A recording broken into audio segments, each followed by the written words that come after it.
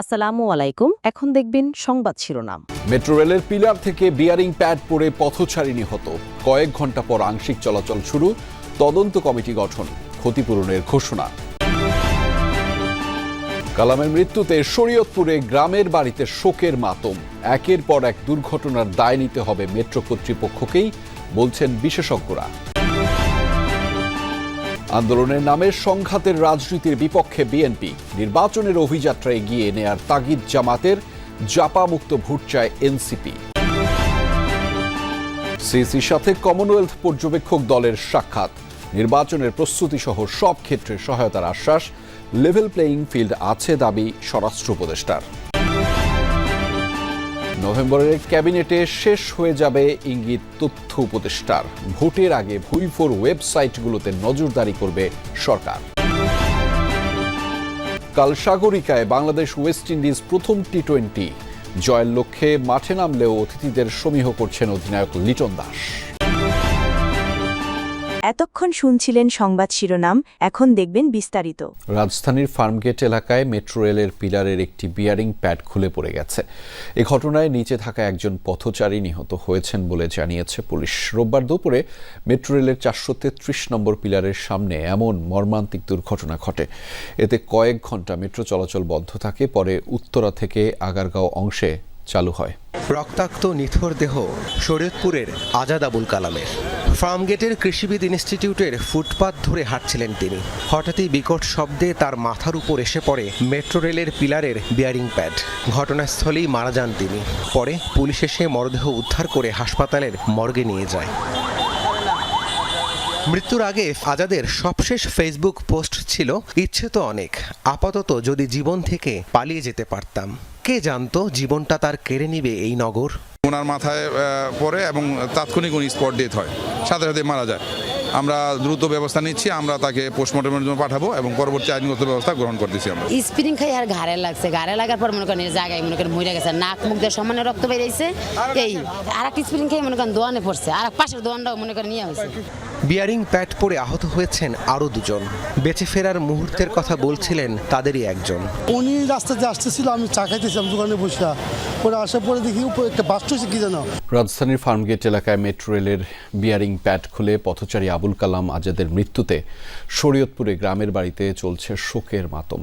নিহত কালামের স্বজনরা জানিয়েছেন, টেলিভিশনের সংবাদের মাধ্যমে মর্মান্তিক এই মৃত্যুর খবর জানতে পারেন তারা। নিহত কালামের বাড়ি নড়িয়া উপজেলার ঈশ্বরকাঠি গ্রামে।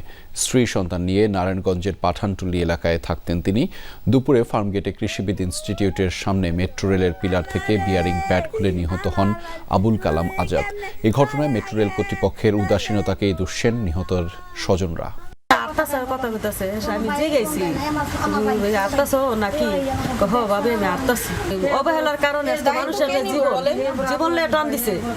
সরকারের সবকিছু তো গাফলতি করে, কিন্তু জানটা তো গেছে গা। আমার এই ভাইয়ের ছোট ছোট দুটা বাচ্চা, একটা 3 বছরের, একটা 5 বছরের। এরা কিভাবে লালন পালন হবে, এই দায়ভার মেট্রো রেলের। মেট্রো রেল দুর্ঘটনার জন্য নির্মাণ ত্রুটি ও কর্তৃপক্ষের গাফিলতিকে দুষছেন বিশেষজ্ঞরা।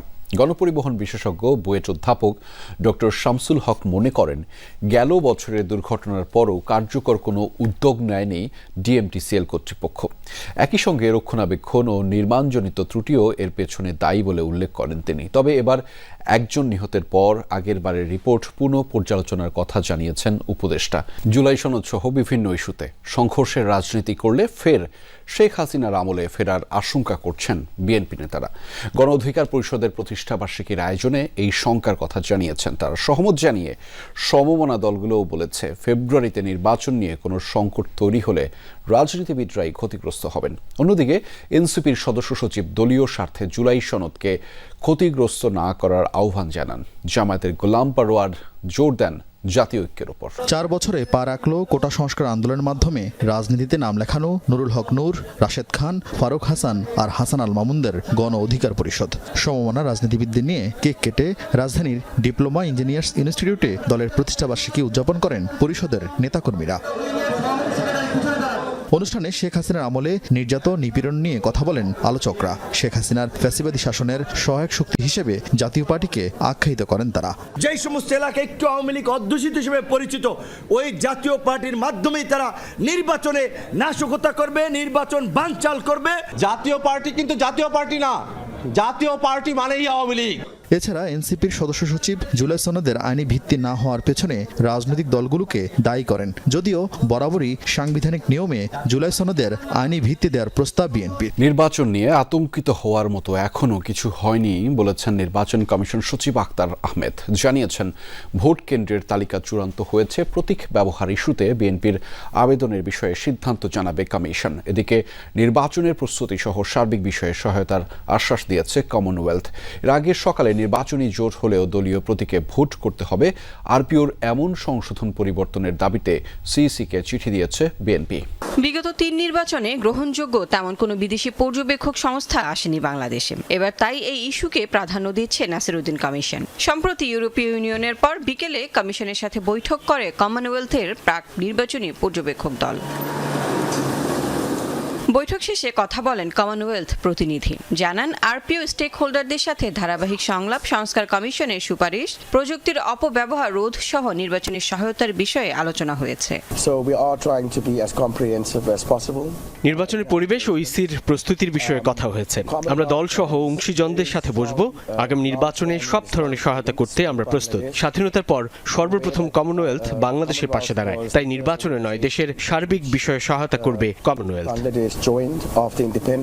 নির্বাচনে ভোট কেন্দ্রের নিরাপত্তা নিয়ে ইসির কাছে জানতে চায় কমনওয়েলথ প্রতিনিধি দল। আগামী নভেম্বর ক্যাবিনেট শেষ হয়ে যাবে, এরপর আর বৈঠক হবে না, এমন আভাস দিলেন তথ্য ও সম্প্রচার উপদেষ্টা মাহফুজ আলম। ঢাকা রিপোর্টার্স ইউনিটিতে মিট দ্য রিপোর্টার্সে তিনি বলেন, সাংবাদিকদের ন্যূনতম মজুরি সহ সম্প্রচার নীতিমালা বাস্তবায়ন করতে চান তিনি, কিন্তু যা করার করতে হবে নভেম্বরের মধ্যে। এ সময় প্রধান উপদেষ্টার প্রেস সচিব বলেন, ভোটের আগে ভুইফোর ওয়েবসাইটগুলোতে নজরদারি করা হচ্ছে। রোববার বিকেলে ঢাকা রিপোর্টার্স ইউনিটির আয়োজনে সাংবাদিকদের সাথে মতবিনিময় করেন সম্প্রচার উপদেষ্টা মাহফুজ আলম। এ সময় সাংবাদিকদের বিভিন্ন প্রশ্নের উত্তর দেন তিনি। যে জিনিসগুলো করা হবে সেটা ক্যাবিনেটেই করতে হবে, সেটা আমরা নভেম্বরের পরে আর করতে পারবো না, কারণ নভেম্বরেই হয়তো ক্যাবিনেট ক্লোজড হয়ে যাবে, ক্যাবিনেট মিটিংটা। এরপরে সরকার নির্বাচন কমিশন দায়িত্ব নেবে। এক প্রশ্নের জবাবে মাহফুজ আলম বলেন, গণমাধ্যমের স্বাধীনতা ও সাংবাদিকদের নিরাপত্তা নিশ্চিতে সরকার আন্তরিক। গত 15 বছরে ফ্যাসিবাদের দোসর হিসেবে কাজ করা সাংবাদিকদের কোনো তালিকা প্রকাশ না করায় সাংবাদিক সংগঠনগুলোর প্রতি ক্ষোভ প্রকাশ করেন তিনি। আজকে পর্যন্ত কোনো সাংবাদিক ইউনিয়ন, ফেডারেশন, সমিতি কেউ আমাদেরকে বলেনি যে একটা শ্বেতপত্র গত 15 বছরে যারা অপসাংবাদিকতা করেছে। কাল থেকে শুরু হচ্ছে বাংলাদেশ ওয়েস্ট ইন্ডিজ টি-20 সিরিজ। প্রথম টি-20তে বাংলাদেশ একাদশে আসবে অন্তত 2টি পরিবর্তন। সাগরিকায় সন্ধ্যা 6টায় শুরু হবে এই ম্যাচটি।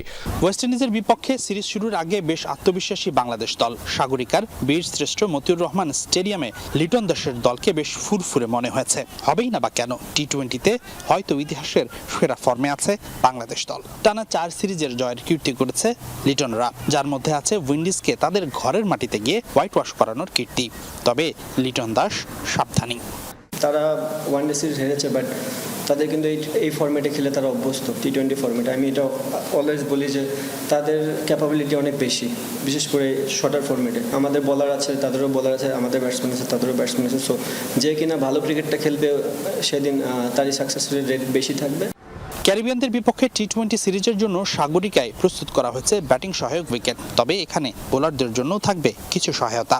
এই মুহূর্তে বাংলাদেশের সেরা ইনফর্ম ক্রিকেটারের তালিকা করলে সবার উপরে থাকবেন সাইফ হাসান ও রিশাদ হোসেন।